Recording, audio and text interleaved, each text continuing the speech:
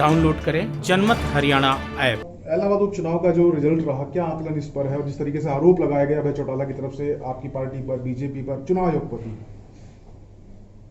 इलाहाबाद उपचुनाव में हम तो जीते हैं एक तरीके से, क्योंकि मैं ये मानता हूं कि हमने लोगों के दिल जीते हैं। जहां इतना भय और आतंक था, लोगों में डर था, वहां लोगों ने अपने वोट की ताकत को पहचान कर एक थंपिंग सपोर्ट जेजेपी बीजेपी गठबंधन को दिया है।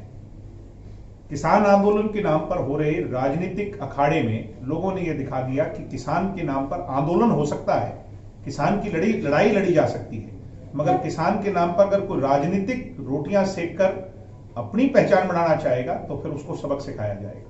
जो लोग 13,000 वोट से जीते थे, किसान आंदोलन राकेश टिकैत जी, चदूनी जी और सभी किसान नेताओं की सपोर्ट के बाद उनका मार्जिन 13,000 से घटकर 6,000 पे आ गया।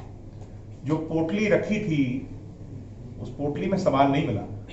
इसलिए ये सोचने के विषय उन लोगों के लिए है जो जीतकर भी हार गए और हम हार कर भी जीत गए, क्योंकि हमने लोगों के दिल जीते। तो क्या आपको लगता है कि किसान आंदोलन का जो माहौल बनाया गया वैसा असर ग्राउंड पर नहीं था? मुझे क्या लगता है, सब पूरे देश प्रदेश में जहां भी इस चुनाव को लेकर के बड़ी चर्चाएं हो रही थी, लोगों को और दूसरी तीसरी जो लोग होते हैं, जो पॉलिटिकल उसको एनालाइज करते हैं, उन सब लोगों ने माना कि यार इसकी तो हमें उम्मीद ही नहीं थी।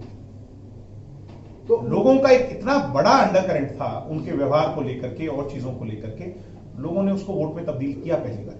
वो ये कह रहे हैं कि इसलिए हुआ क्योंकि सरकारी मशीनरी का दुरुपयोग हुआ, पैसा बांटा गया, वीडियो भी बनाए, हमने शिकायत भी की, लेकिन आयोग ने कार्रवाई नहीं की और सरकारी मशीनरी वो तो अपने आप से भी संतुष्ट नहीं है।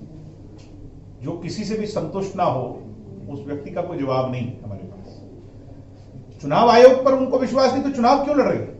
जिस कमीशन पर उनको विश्वास ही नहीं, उस कमीशन का वो फॉर्म ही क्यों भर रहे हैं? जीत कर भी आरोप लगा। मुझे हैरानी है, वो तो जीतकर वहां पर उनके कार्यकर्ता नारे लगा रहे थे मुर्दाबाद के।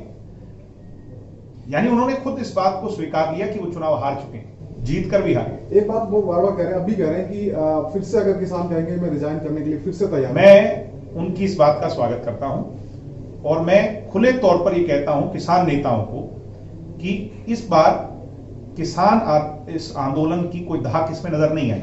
ये मीडिया ने भी लिखा, हरियाणा सबने इसकी चर्चा भी आज गांव में हो रही है।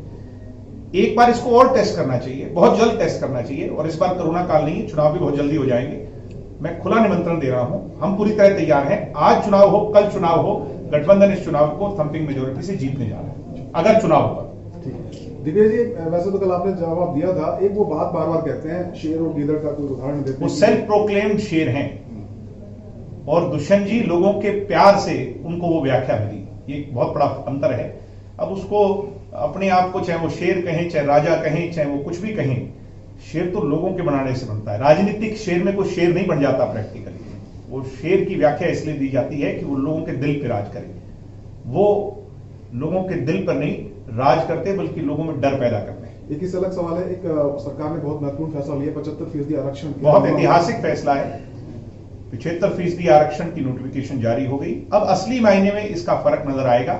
अगले 6 महीने में इसका नापतोल जब आप करोगे तो लाखों लोगों को इसके अधीन रोजगार। राजनीति के आगे, राजनीति के पीछे, हर हलचल को जानने के लिए हमारे YouTube चैनल जनमत हरियाणा को लाइक करें, सब्सक्राइब करें और अपडेट रहने के लिए बेल आइकन दबाना ना भूलें। देखते रहें जनमत हरियाणा, सच के अलावा कुछ भी नहीं।